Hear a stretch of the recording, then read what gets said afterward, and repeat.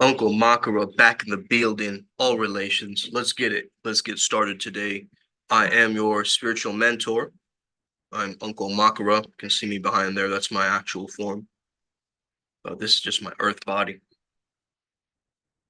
I hope you guys are having an incredible day, man, wherever it is that you're tuning in from. It could be Spain, could be, New England, could be, you know, France. Wherever it is that you're tuning in from, I send you my peace, my gratitude, my love, and my sovereignty, all in one freshly formed package so that you can consume it and digest it in just the right way. Integration is important, man. I know we all forget to integrate properly at times, but this thing is like soap after a while. You know what I mean by soap? Like just like something you use, right? Like soap is like something that you should use on your body and your skin. You know what I mean? So it's the same way. It's like, hey, this stuff that we're talking about, these ESP or whatever, extrasensory perception or psychic powers, whatever you want to call it, is really, it's an understanding that it is your most natural form. Okay. It is your most natural ability. It's just lying very, very deep and dormant within your being. You might have an understanding of the nature versus nurture argument in psychology. Okay. It's the most common argument in psychology. Is it nature? Okay. Or was it nurture? Now, I think it's both, right? I think it's an ability to recognize both, that there is a nature and there is a nurture. Now, how you nurture these abilities are going to matter. You see what I'm saying? How you nurture these abilities are going to matter. How you savor them, how you cultivate them. Like you're setting up a garden, you're planting the right seeds for these psychic powers to emerge and be a natural part of your life. Okay. Psychic gifts isn't like some kind of a party trick where, even though there have been times where I've pulled out my oracle cards and done readings on people randomly in social environments, but that's besides the point. It's not like this, you know, magic trick. It's more so it's an extension of your lifestyle, right? So think about it like this. How do you learn the best, man? Are you a visual learner? Are you auditory, right? You can understand your psychic gifts based on how you learn, okay? Because if you learn through the tactile senses, that might be your strength in the physical world, but also in the psychic world. When it goes extra sensory, you notice that you're more in your touch, your kinesthetic sense of touch, okay, your tactile sense. So, depending on your topmost sense out of the five senses and how well you learn with them. So, maybe you're audio visual, right? That's a hybrid, combining two psychic centers together or senses together. So, I want you to really think about it like that, okay? And I made this an open classroom because yeah, it's cool to have some interactivity once in a while. But anyway, I have a lot to say on this topic, so let's get started. Okay. Now, a lot of people have been speaking about this transhumanism debate, right? Whereas let's say that we do end up living in a society where Neuralink is normalized, okay? And let's just say, okay, hypothetically speaking, we are in a reality where that's the case, and you could download certain chips in your brain that could give you psychic powers, okay? So you get to experience what clairvoyance feels like, okay? That'd be a cool experience. I'm not denying that, but also it's almost like, how did you learn it? You know what I mean? You can just get the experience of it in the VR world or whatever, right? But can you access it in the real one? Do you have the shamanic powers and the siddhis, the spiritual powers, to actualize this in your waking life and not depend on some kind of a machine to help you get there? Now, if We really have to understand something, guys, okay? And it's a very deep understanding of materialism, the demiurge, and so forth, darker forces more so, okay? But I'm going to spare you in the first part of this lecture. I'm probably going to bring it up again later point. But this is important to note, I think, okay? Because really, if you're an empath and you're very sensitive, you have something called permeability, okay, which means you have the ability to absorb other people's energies, powers, insights, tools, strategies, right? I have the ability to do that. Every shaman I've met, I've extracted some of their powers. I don't know how I do it, how it happens. It just seems like it's a natural byproduct of being in their presence, okay? So it's important for you to really understand this.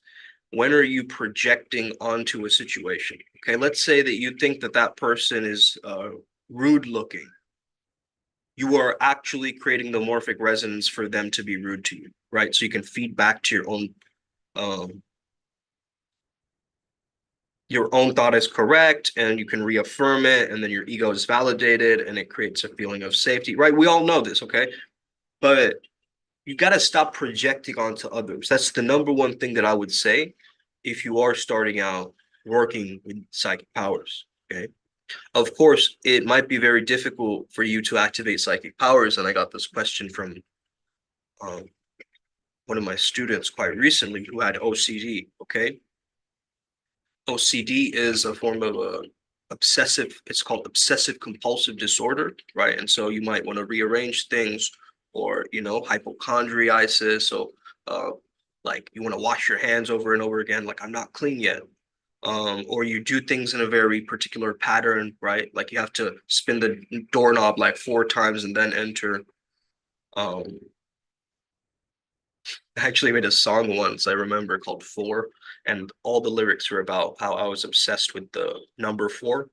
And that's actually my life path, I believe. So it's interesting because I'm the most disorganized, individual that I know at least, but my journey is purely to be organized, be a leader. So that's in my numerology. So I think that's very empowering of a journey of why I had to be a disorganized creative in the beginning of this journey to later on refine some sense of stoic order or some semblance of, royalty back into the mix. But yeah, man, I think that for the permeability, you want the ability to not absorb things. So you want the ability to actually come back to your predominant state. So actually affirm that to yourself with your affirmations. I can decide when to return back to a predominant positive state, which is my norm. That is my natural. I'm not in resistance to anything in that state, right? I'm in acceptance of all that is. That moment, there's a sense of spaciousness and openness that you might notice. Okay, it's very powerful. I would get you to practice feeling meditative throughout your days. It's difficult to do that, I know, if your mind is racing at like a, sports car speed in your mind or like some kind of hyper time loop spaceship, okay, that's going off and you, right? Your thoughts are just like really amplified. I get it. But find different ways to ground you and relax, right? Create self-soothing mechanisms like where your excess energy that usually gets sent up here to the brain gets sent to maybe your arms. Maybe you're doing something with your arms or your legs, right? So you're bringing it from here down to here so it's more manageable, and then you can send it lower, and then you can ground it through your feet, and then you can send it out, okay? So you have to know what to do with this energy flow, right? You have to be conscious of where you're stuck or you're stagnant in your body. And even just a fix of posture might help you. Okay. So, like, for instance, when you're sitting on a chair, right? A lot of people don't know this. When you're sitting on a chair, your knees have to be lower than your hips. Did you know that? Okay. For it to be optimal chair sitting posture. Okay. But you see that one little tweak, it changes your whole beingness. Why? Because it changes your asana, your positioning. You see, the real meaning of the yoga asana, right, is means it's a state of consciousness. So when you're really putting yourself into some kind of a, you know, intense looking twist, what you're really saying is, my consciousness can handle this intense looking twist, and look at how elegantly I can hold this, right? But again, yoga did not start with just the body practices. It was actually merging. It was that same idea of permeability, okay, that we're talking about with psychic powers. Okay. So to have a good meditation and a yoga practice already sets you up for psychic powers. You wouldn't be asking me questions about it. You would actually be experiencing them. Okay. However, a lot of people choose to practice with their mind. What do I mean by this? They're logically doing the steps, and sometimes you have to, right? In the beginning, at least, it's like, it's like learning to do anything, right? There's a resistance period where it's like a, you know, grace period. It's the struggle phase of the flow cycle, basically, if you want to look at it scientifically, Herbert Benson. However, if you really just choose that these specific days I'm going to fully relax.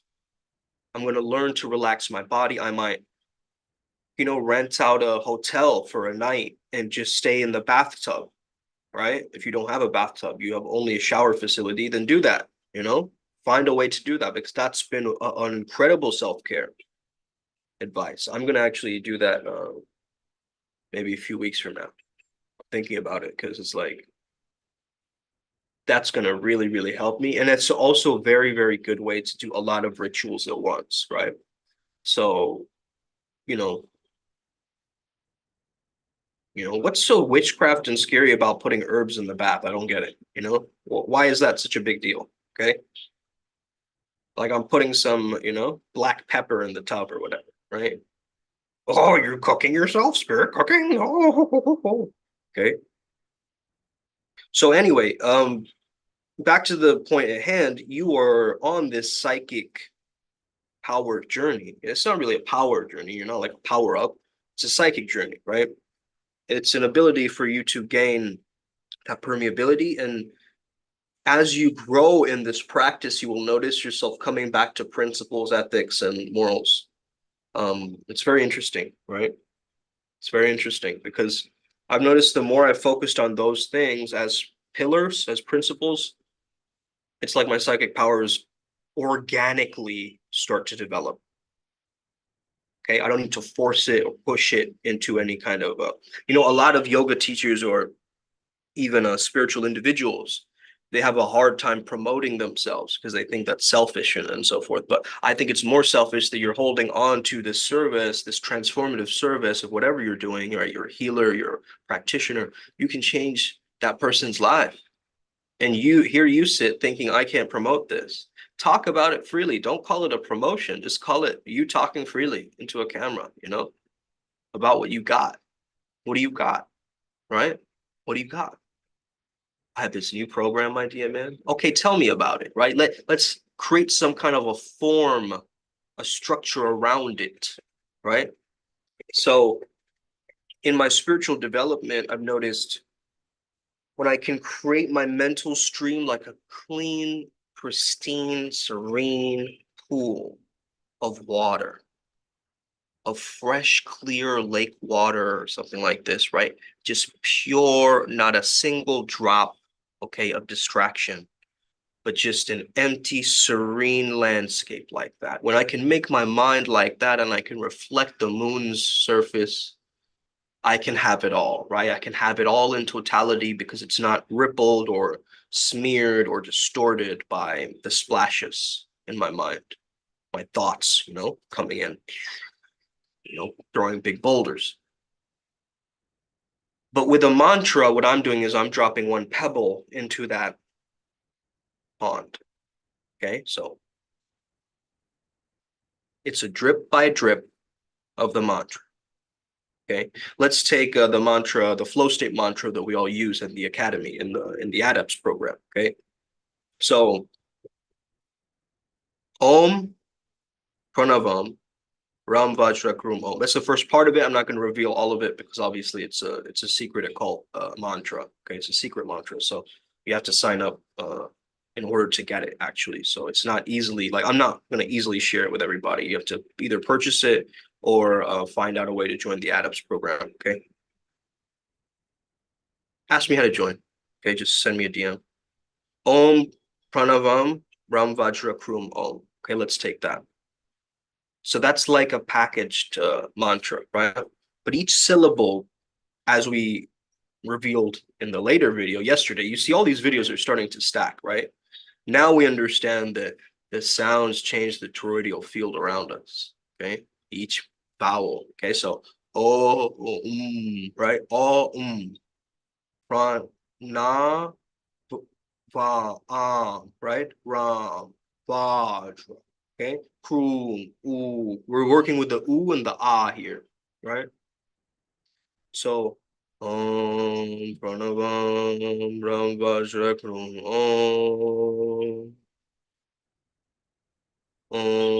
Pranavam Ram Vajra Kroom,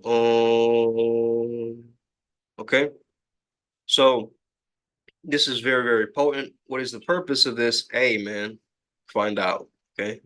It's going to get you tapped into the flow state, into the state of peak performance. We are peak performance shamans, so we understand how to use these technologies, these ancient technologies, and bring it into the now. You know how like there's superpowers, people can see like the invisible world or whatever. That's what we can do. Okay, we can understand this world that is hidden from us, and we become translators of that world. We become um, messengers. Okay, good. So yeah, meditation, just maintaining that love energy, that Christ energy all the way at the heart, and just healing, you know, healing makes you more psychic, I would say. Okay. And understand that we can incarnate with a lot of these abilities, but we can also lose it by misusing it. Okay. So understand that maybe you had certain spiritual practices that you did in a past life that allow you to have these psychic powers in this life.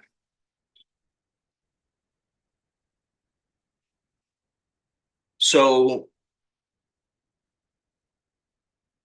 I think Steiner's ideas on evil are very interesting, man. Someone was talking to me about this the other day. But just the idea of like, so there's you know, there's Lucifer and the Luciferian ideal, but then there's also Ahriman, right? And Aramaic, the Ahrimanic ideal.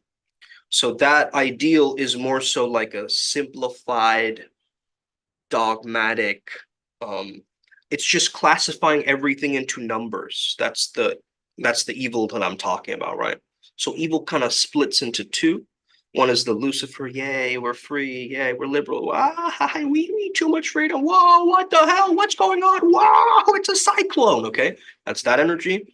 And on the other side, you have this kind of dogmatic, like, simplification, right? Which is what's happening with like AI or like, it's just overly like clumping it down until it loses its essence. It loses its unique quality. So one of the things of this war of consciousness brings up is originality. Okay. This is what we must hold on to is our own origin points, our own originality. But how do we know what is original anyway? I mean, everything's derivative, everything is remixed from something else. That's one argument. But I think the idea that it is original starts a chain reaction by itself. Okay. That's why it's so powerful. I mean, you know,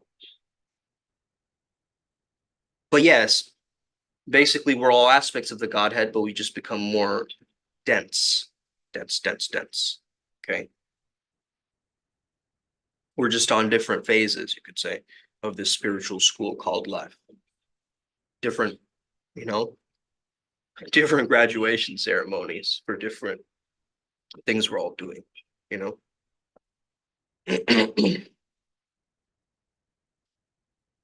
At least that's how our human mind comprehends it. It's not even like that, but that's how, like, it helps for us as people to understand it like that. Does that make sense? So I think it's very, very important for you to understand your own pain and your own trauma. Those two things are very, very important, not only for psychic development, but also for psychic protection. Okay. Because otherwise, where your pain or your trauma is, it's a portal to where a lower entity can do this like little shadow dance with you. You get what I mean? So you have to be wary of that and heal where you need to heal. Okay. This is what we realize at Primal Sutra too. It's like, why do we become primarily a healing collective? It's because we understood this, man. We understood this early on. So the more you heal, the less points of attachment these darker entities have on you, essentially. Okay, does that make sense? Give me a thumbs up if this is all uh, making sense for you and you can comprehend it, you can apply it right away. Okay.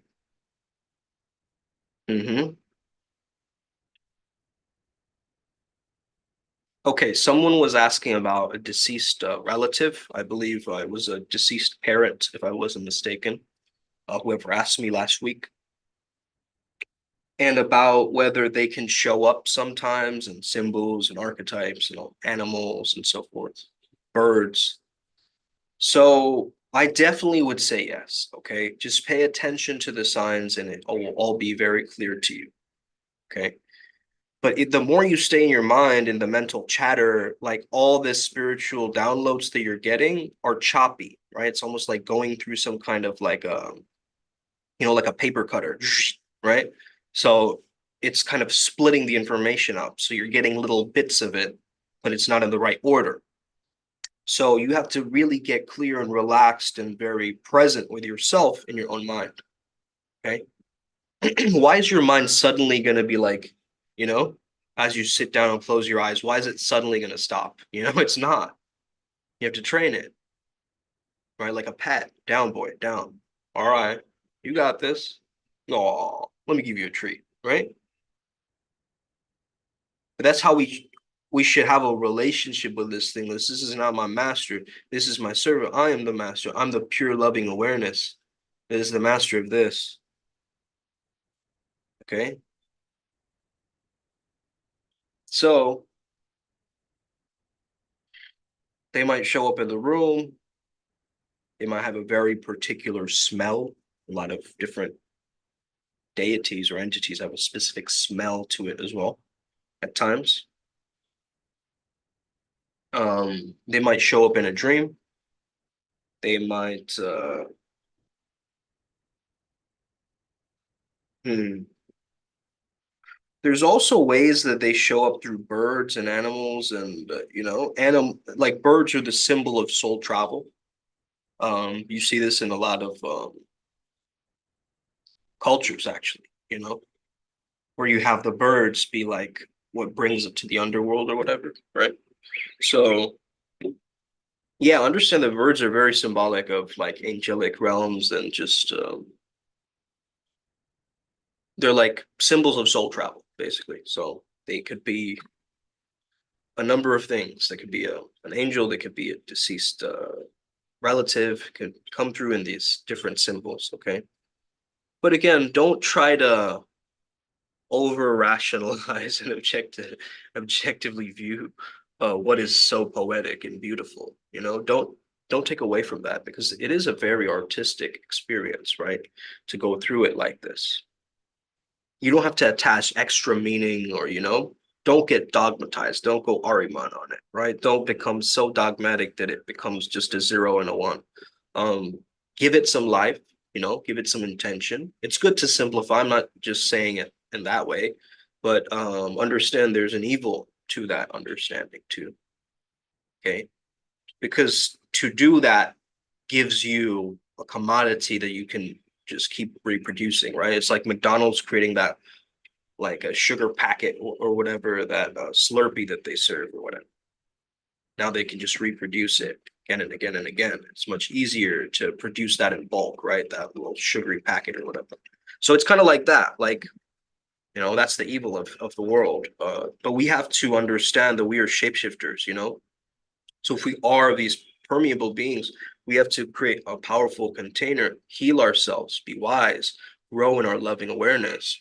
And then we're already creating the spiritual immunity for ourselves. You get it? Like the higher we go, the more we get blessed. But also, a lot of people have these skewed ideas. This is where problems happen. It's like the higher I go, the more attack or the more polarity is there, which is partly kind of true. But also, if you start to focus on that, that's going to be your reality too.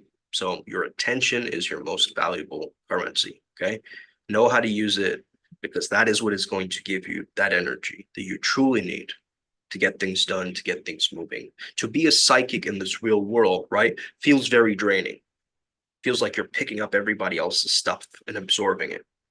Whereas really you're creating it, right? You're a creator, and you have to become the one who is the cause, not just the effect. Okay. That doesn't mean I'm imposing my cause onto others, like poking them with a stick.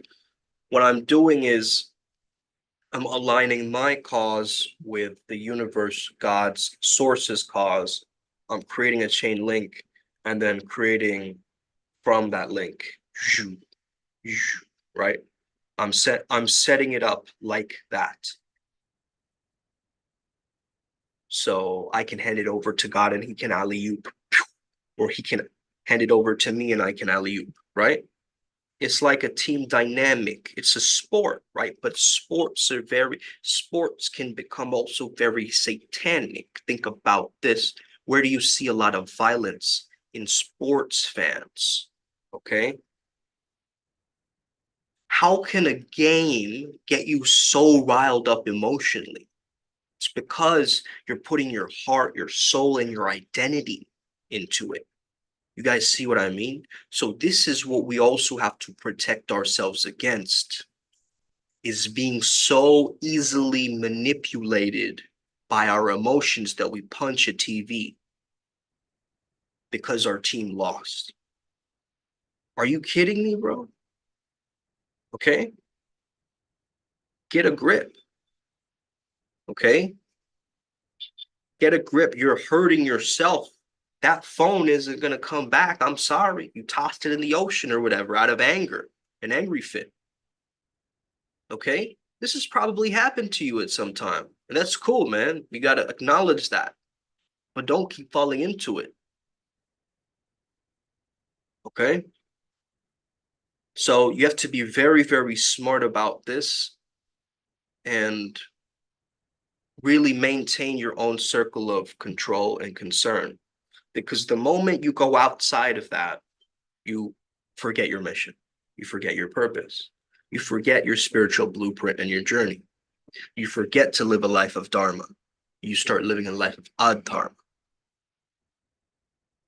You start going off code. You start going off kilter. You start going your own path, forgetting that there is an adventure to be had with a team of wolves rather than the lone wolf going its own way. Okay. And if you felt like that most of your life, I have too, man. I resonate with that understanding, and I've been down that rabbit hole of my own loneliness. I've accepted it. I feel it. I am not alone. I am all one. Say it with me. Okay. J. Gurudev, AZD, J. Gurudev, Vince Kelvin, J. Gurudev, Jonah Casio, J. Gurudev, Hypnotica, J. Gurudev, All my old mentors, man, Rion Kati to Dane Thomas, to all of them, man. Let them all permeate out of my soul and body because I am them and they are me. There is no separation or segregation between these vital forces of energy that keep rippling across our planet and causing a rippling earthquake, but not a harmful one, right? It just makes women twerk and shit. Okay? So let's go. Okay? By the way, twerking, that girls, twerking, that's how you activate your sacral chakra. Okay.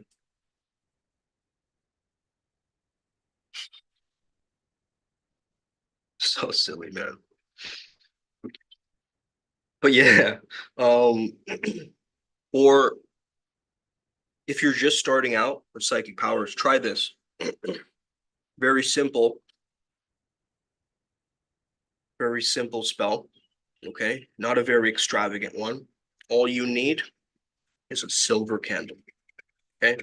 You need a silver candle. And let's see if you want, you can work with a specific energy or being, an entity. You could have an archangel that you work with and so forth. I know that Metatron loves silver candles, at least for me. So, I would personally choose Archangel Metatron, either or carve Metatron's name into the candle or find his sigil or find some representation. Burn the candle with the intention. Usually I'm saying silver because silver represents intuition. It represents telepathy, reflection, clairvoyance, usually psychic gifts, clarity, protection, um, very heightened perception, like very, very crystal clear downloads coming through with the silver candle energies and the intentions behind it. Okay. So if you're like, hey, I just want my dormant psychic powers to activate um for as long as it needs to. And my purpose is that I want to help more people. I want to achieve better grades in school or whatever your goal is, right? And I want to enhance my longevity. Okay. I want to enhance my longevity on this planet. So give me the downloads based on these three things, please and thank you. Signature at the bottom, date. You can burn that if you want. Send it to the ether. Burn the candle. Let's go. Is and hey, if the candle starts, someone else puts it off, like your mom steps on it, or like a granddad sits on it, or whatever. What the fuck? No, no Diddy, bro. Um, yeah. So basically, if something happens to the ritual or the candle, it's completely aligned. It's meant to be like that. It's maybe one of your guides protecting you from something bad in the environment or something at times too. I've noticed my guides have protected me like that in the past. So it does happen. Does happen, okay? Again, you don't have to work with a specific being, just a silver candle will do, specifically for spiritual powers, psychic enhancement, and so forth. Just it creates more clarity, and that's really what you want when you're working with, psychic powers, is you want that clarity. You don't want that fuzziness. A lot of people get downloads, but they're very fuzzy, very, very, it's just like static, just like a lot of static, and then like a little nugget like peeks out of that static. Um, but still, it's good to practice. Practice makes perfect in this thing. So you gotta drill it. Like man, if I was a professional actor, right, I would be going to rehearsals, right? And I'd be repping some same scene over and over and over again until I got sick and tired, right? So think about that. You're really drilling it like that level of a national actor or an Olympic sports athlete, the way that they train, right? Now, that doesn't mean you have to meditate for an entire day, though I have done that once. It's very terrifying. I did get up and move around a bit and some yoga and then went back. But again, I like to challenge myself because want to know myself greater. And the reason I want to know myself greater is because I love myself so much. Because I love myself so much, I want to know myself better and know myself greater so I can expand my self knowledge. But at the same time, I'm not clinging to myself. I'm not attaching to myself. I'm not expecting myself to be a certain way. I'm giving myself the freedom to behave how I am most aligned to. This is what the greats have been telling us is all about alignment, man, for the longest time. And I think we've missed it. We've missed the point. We've missed the mark. That's the sin, right? The archery term, which means you missed your mark. So, hey, man, I think it's a real blessing. You can wake up each day, laugh with, man, most people, they don't even laugh with their parents, bro. You get what I mean? Like, that energy is so, so warm. It's like a warm, fuzzy blanket, right? Just like everybody, this feeling of togetherness and everybody's just chilling, right? Maybe the kids are at their iPad. Maybe the husband's snoring in the corner, but you feel that interconnectedness, that wholeness. You feel, right? You understand. This is the universe demonstrating to me what loyalty, love looks like through these physical people. And I'm here to integrate that lesson as I sit and I sip my, I don't know, hot cocoa or whatever, right? I think it's I think it's really important, man. And I notice like the heat here, it affects my consciousness. I know that it does. Definitely. Dolphinitely, bro. Dolphinitely, as King of Kerbo would say. Or, you know where I got that first from? Bobby Bottleneck. You guys can look that up. But basically, man, someone was asking me about these evil forces and why they like to sacrifice. Um, basically, that death opens a very quick portal for them, and they need a lot of energy. So these lower entities and beings, they need a lot of energy. That's why usually they take sacrifices and dark stuff like that.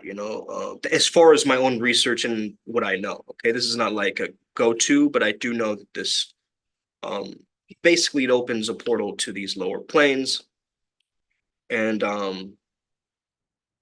this is my own theory, man. Like if you notice a lot of protective things that people do actually scare away certain lower entities, like clapping, for instance, actually sends them away, but not clapping like in fear, right? So it's the intention behind it. That's the thing. Like you could be clapping at a concert, but you could also be clapping because everybody else is clapping, and then you feel like you need to clap. That clap isn't going to scare away that entity. If you were celebrating life and you're clapping like someone who's like a Hare Krishna devotee, right? Like an ISKCON community, like, hey, right? If you're going like that, that can actually freak them out. Like, whoa, they're celebrating life at that level. I need that. But then also, like, I'm not gonna get super involved with that because I don't know, like I might try, but they're just so bubbly and positive. I don't know if I can, you know? And this is my theory. I think these lower beings, they just need some more love, You goofy. Like that was the, response that one priest gave. You goofy. Say that to all your ops, you know? Who are you to be speaking to me? You're so tiny. Hey there, little guy. Okay. That's that takes a huge level of spiritual confidence to say that. And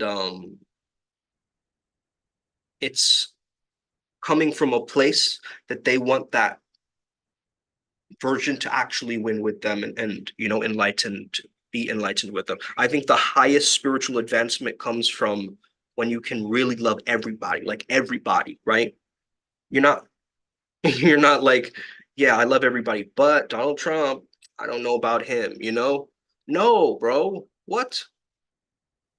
What are you talking about? You're like zooming one person out, of the whole equation. Yeah, but my neighbor though, yeah, that guy was annoying. He can never be enlightened, you know. But everybody else, rise with me. I'm a Buddha. Come along now, right? But that one neighbor though, it's like the bodhisattva status just drops or whatever, right? And does not compute or whatever. Does anybody have any questions? What's coming up, guys? What's on your mind? What's popping? What's going on? I need to hear from some people. We used to have a teacher named what was her name, man? I'm forgetting her name. Mrs. Ragu.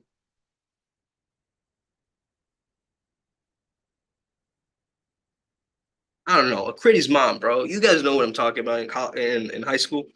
Um, she was like, "Am I talking to a wall?" Right in the middle of class, right? We were all like chilling or whatever. And she'd be like, "Is this hello?" You know how Sadhguru says that something? Hello? Are we all listening? Are we all taking notes? Right? He gets people to be conscious again and be interactive and like respond. Right? So I guess this is my way of going, hello? Is there anybody out there? Okay. Does anybody hear me? So yeah, she used to be like, she used to say like, you're all like ruminating cows, yeah. Like you're just chewing on cud. Because we used to chew gum in class. That was her response to it. So think about it. That's confrontational as a teacher, right? To make a comment like that. And someone just chewing gum, they like slow it down. They like kind of spit it out into like a tissue or whatever. And like, okay, I didn't know this was this kind of class, you know? But that's the thing though. A lot of the times I needed to hear the hate along with the praise because both made me who I am. You see, I use both as fuel. So I say thank you both ways. I say thank you both ways. You know why? Because I remain at the center, the middle path, man. A lot of you don't even see it, but Christ is the middle path. Some of y'all got it confused, okay? Understand that you have to become an embodiment of what you preach about and your teachings. So I imagine I would become more lucid, more flowing as I grow older, stopping myself from my own rigidity. There's a very natural rigidity that happens as we grow older. You guys know that. There's a natural losing of that exuberance of life. It gets crushed down, you know? That struggle actually makes men, a lot of women going through struggle, it masculinizes them, and they don't know how to take care of themselves during that time, you know? And and again, these are just generalizations, right? But I'm noticing this as a pattern because testosterone is linked to the idea of effort, like exerting effort or will into something is associated with your hormones. And if your hormones are that important that, you know, it your endocrine system affects your toroidal and your everything, right? Your astral and your etheric body, then come on now. Okay. Okay. So nobody's talking about this bridge, but I think it's very, very essential that we all start to connect all our minds together. You see, there might be some biology genius on the other side of the world who wants to add to this. This is why we need all of the geniuses to come together. You see what I'm saying? So like minds can vibrate at that high frequency together.